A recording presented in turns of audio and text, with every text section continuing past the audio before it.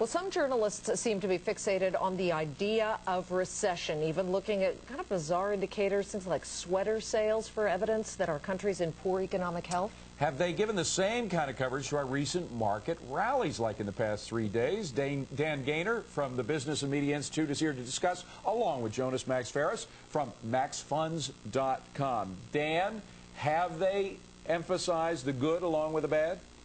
Of course not. We've seen a lot of good news. Actually, no, we haven't seen a lot of good news. In fact, if you watch the networks, they skipped what even the New York Times put on the front page, that the Fed said a recession isn't likely. They skipped the adjustment in the growth for the most recent quarter being adjusted up to 4.9%.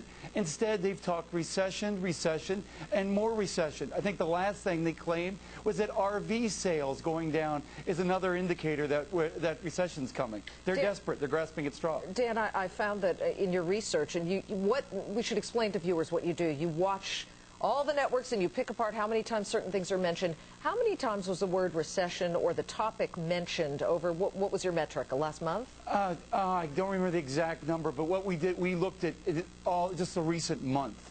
And it's repeated, it's reached a point now where it's almost every single day on some of the networks.